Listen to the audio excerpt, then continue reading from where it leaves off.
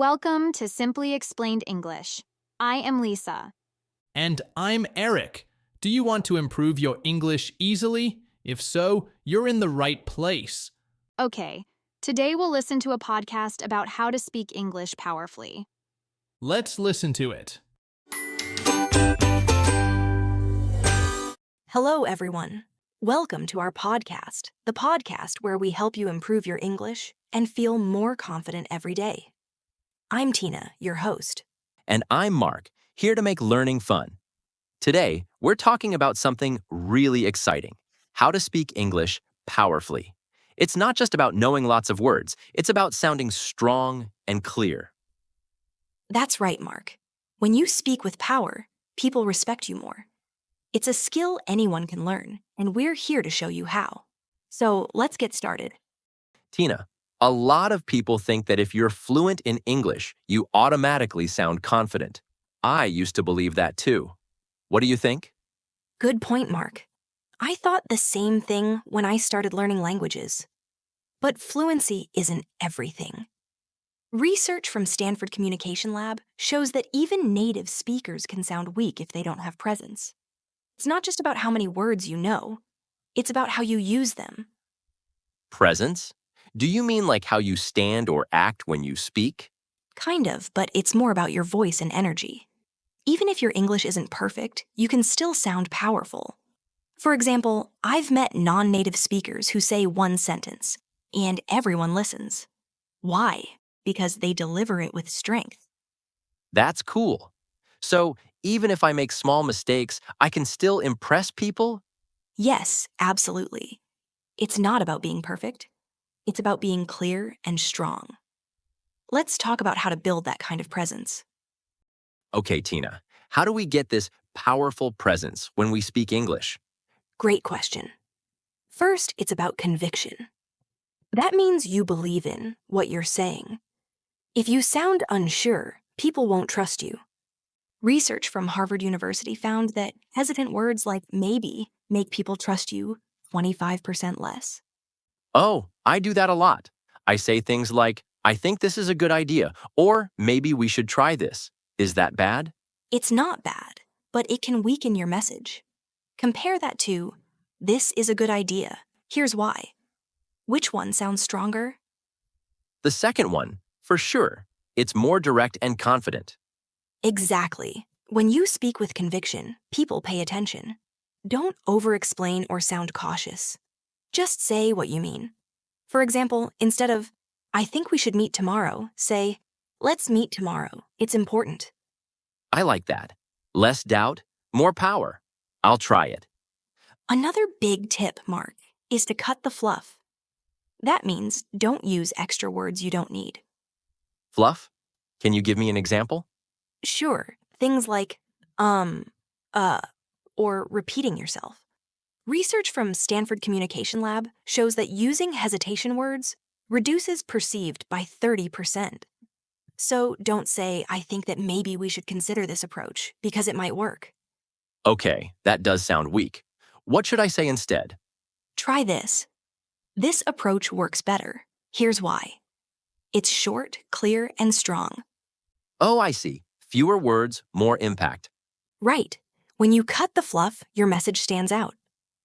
Imagine you're in a meeting. Instead of saying, well, I guess we could try this idea if you all agree. Just say, this idea will help us. Let's do it. People won't get bored or confused. I need to practice that. I talk too much sometimes. Next tip, use short sentences. Long, winding sentences can make you sound unsure. Really? I thought long sentences made me sound smart, like I know a lot. Not always, Mark. Long sentences can confuse people. Listen to this. I was thinking that if we work together and plan everything carefully, we might finish the project on time, because it's a big task. How does that sound? It's okay, but it's hard to follow. Too many ideas at once. Now try this. We should work together. Plan carefully. We'll finish on time. Better? Much better. It's clear and strong. That's the trick. Short sentences show confidence. Imagine you're giving a presentation. Instead of, I believe this plan is good because it saves time and money if we all agree to follow it. Say, this plan saves time. It saves money. Let's follow it. It's easier to understand. I'll start today. Short and sweet sentences. Okay, Mark, here's another key. Use simple words. But don't big words make me sound intelligent? Not really. A study from MIT showed that simple language increases understanding by 40%. Big words can make you sound distant. For example, don't say optimize operational efficiency. What does that even mean? It sounds complicated. Exactly. Instead, say make the process faster and more effective. It's clear and relatable. Oh, I get it. Simple is better. Yes, people respect you more when they understand you. Imagine explaining something to a friend. You wouldn't say, we need to ameliorate our strategy. You'd say, let's make our plan better. Simple words win every time. That makes sense. I'll stick to easy words from now on. Now, let's talk about tone. The way you say things changes everything.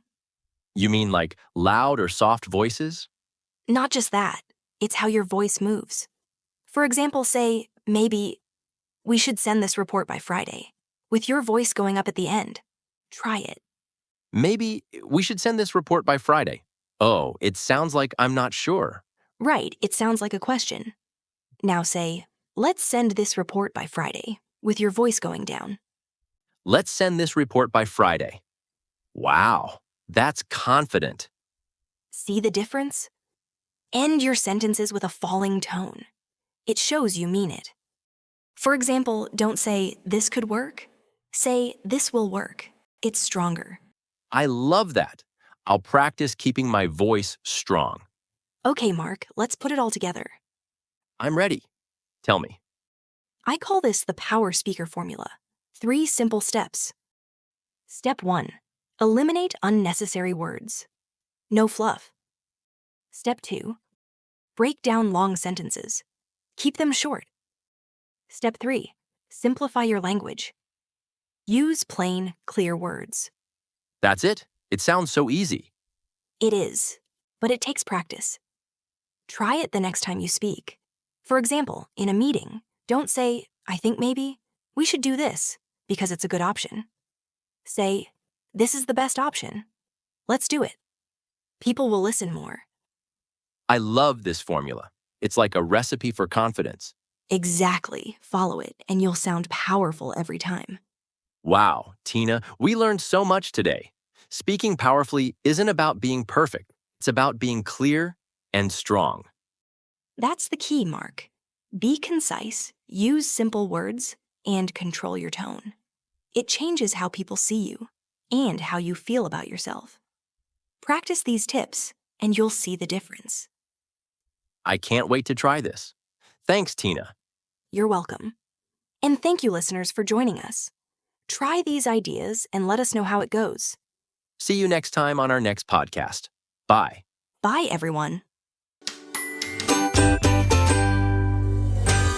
What do you think about the podcast, Eric? I loved their tips on speaking powerfully. I always thought perfect grammar was key, but it's really about delivery. Right. I'll try using shorter sentences and fewer maybes. Agreed. Okay, let's start today. What are the words today, Eric? The first word today is cautious. Then we will continue with distant and to weaken. Then stand out. And the final one is from now on. Okay, let's start with the first word. The first word is cautious. Cautious. Yes, cautious. Cautious means being careful about what you say or do, especially to avoid danger or mistakes. It's like looking carefully before you cross the street. Ah, so being careful and thinking before acting.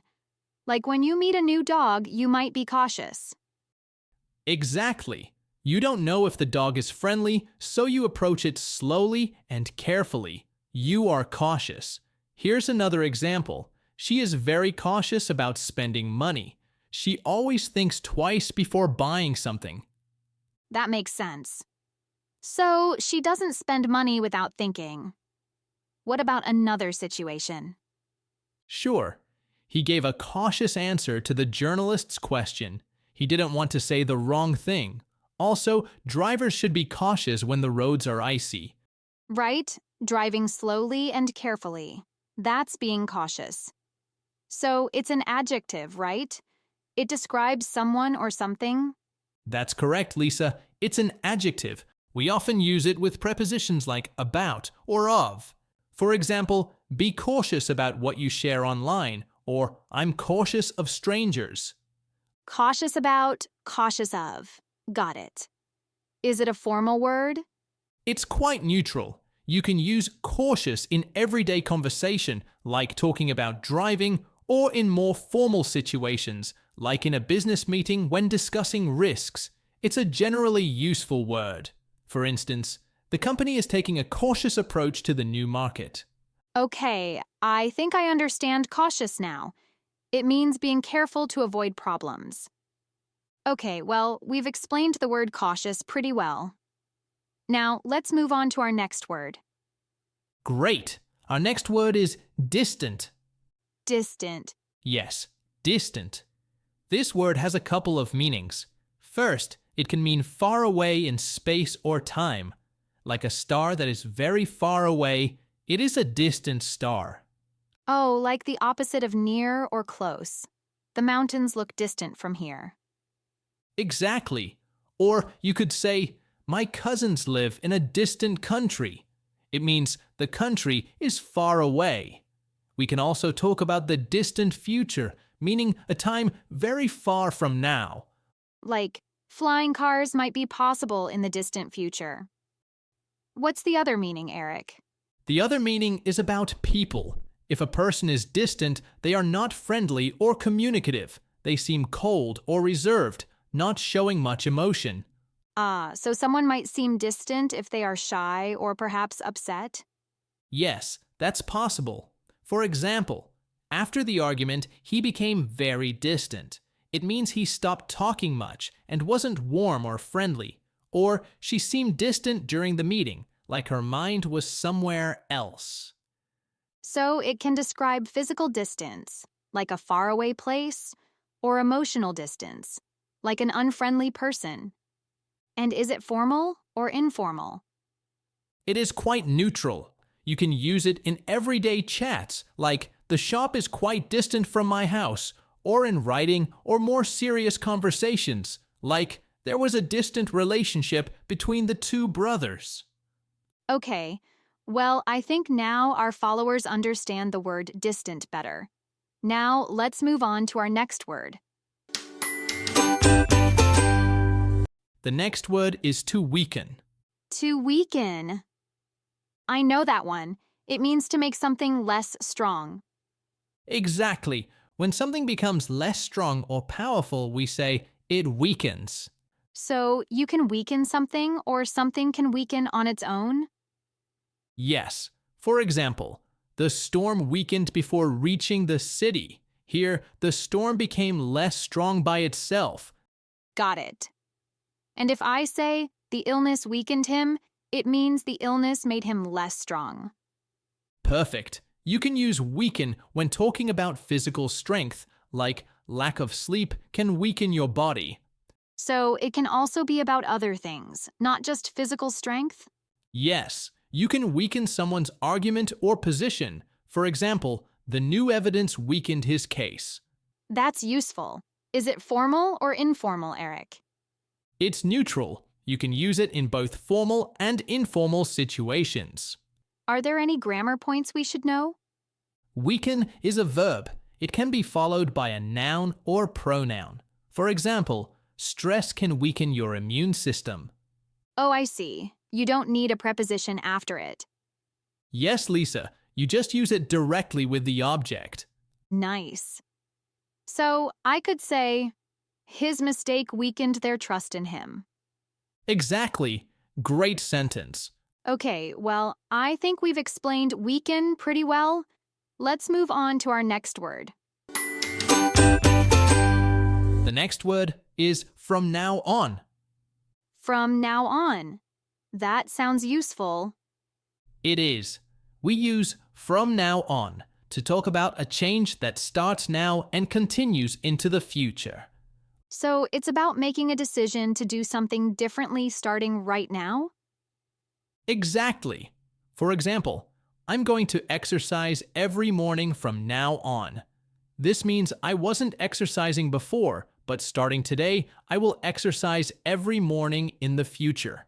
I see. So I could say, from now on, I'll try to eat more vegetables. Perfect example.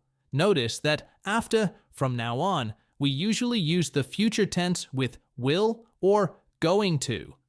Can we put it at the end of a sentence too? Absolutely. You could say, I'll be more careful with my spending from now on. It works at the beginning or end of a sentence. Is it formal or informal, Eric? It's quite neutral. You can use it in casual conversations with friends, but it's also fine in more formal situations, like at work. So I could tell my boss, from now on, I'll submit my reports on time? Yes, that would be completely appropriate. Another example might be, the store will be open on Sundays from now on. I notice we're using it with actions or habits. Can it be used with other things? Good observation. It's typically used with actions or situations that can change. For example, from now on, this road will be closed to traffic on weekends. It's about marking a point of change that continues into the future. That's right. It's a really useful phrase for talking about new habits, rules, or decisions. Okay, well, we've reached the last word. What is the last word, Eric? The last word is stand out. Stand out. Stand out is a phrasal verb that means to be very easy to see or notice because something or someone is different, special, or better than others around them. Often, it's used positively. Oh, like when something is really noticeable or different. For example, if there's one bright red bird among many brown birds, the red bird stands out. Perfect example, Lisa. Or think about someone applying for a job. If their experience is amazing, you could say, her application really stands out. It means it's much better or more noticeable than the others. Got it.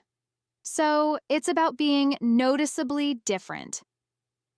Any grammar tips, Eric? Yes. Stand out is often followed by prepositions like from or in. For example, he really stands out from the crowd, or she stands out in her class because she's very innovative. Okay. Stand out from others or stand out in a group. Is it formal or informal? It's quite flexible and neutral. You can use it in both formal and informal situations. So, the job application example, her application stands out, sounds quite professional. Yes, but you could also informally say to a friend, wow, your colorful painting really stands out on that white wall. Great. So, to recap, stand out means to be easily noticed because you are different or special. That's right. You use it when someone or something is clearly distinct from what's around them because of appearance, skill, quality, etc. Well, that's it for today's episode of Simply Explained English. We hope you found the words helpful and the explanations easy to understand. Thanks for listening. Keep studying your English And stay tuned. Bye for now.